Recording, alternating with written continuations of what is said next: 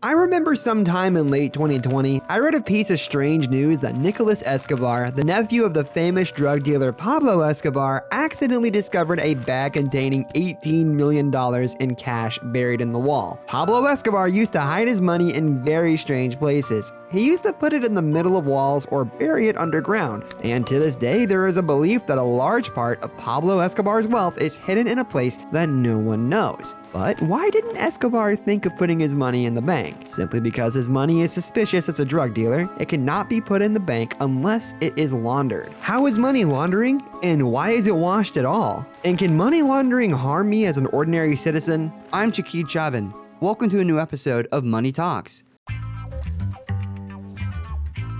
In January 1920, the US government imposed a general ban on all kinds of alcohol, and this movement was an implementation of a federal law called the Volstead Act, which considers the manufacture, distribution, or sale of alcohol a crime punishable by its perpetrator. This ban remained in force for 13 years, from 1920 to 1933. But during this period, alcohol did not disappear and Americans did not stop drinking. What simply happened is that during that period, a black market appeared selling alcohol, and it was at that time under the control of the Italian mafia. And the most famous person at the time in the mafia was a person named Alphonse Gabriel, also known as Al Capone.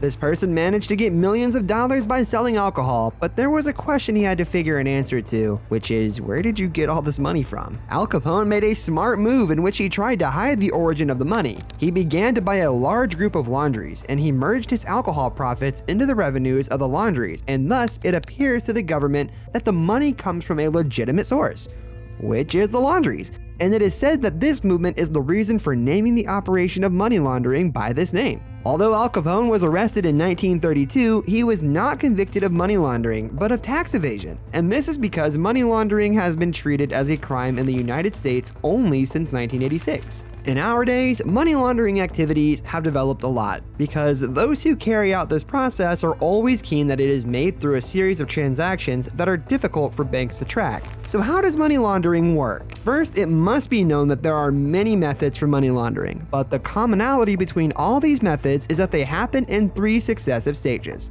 deposit, then camouflage or cover up, and then merge. The deposit process is when the money comes out of a launderer's pockets, and it is usually deposited in bank accounts in small amounts over separate periods of time and in different banks in branches. This stage is the most difficult for the launderer because this deposit is the first time that his money contacted the market and its source is unknown. The second stage is simply camouflaging. After the money enters the banking system, a series of complex transactions begins in order to hide the origin of the money, and after a series of repeated transactions, it becomes difficult to determine the source of the funds. After this, the last stage comes, which is the merger. At this stage, the launderer can use his laundered money in plain sight, and the laundered money is merged with the legitimate money. Unfortunately, this phenomenon continues to this day, and many international banks have played a role in laundry operations. On September 20th, 2020, BuzzFeed published an investigation report in which it revealed one of the biggest money laundering scandals in recent decades. This investigation relied on 22,000 pages of leaked government documents. The value of these laundering operations exceeded $2 trillion,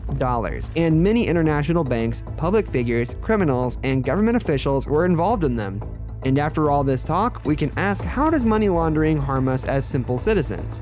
In the period between 2008 and 2017, developing countries lost about $9 trillion due to money laundering operations. And if this money was spent in the right places, it would have changed the situation of many people. In the end, if you like the topic, do not forget to subscribe to the channel. See you in another video.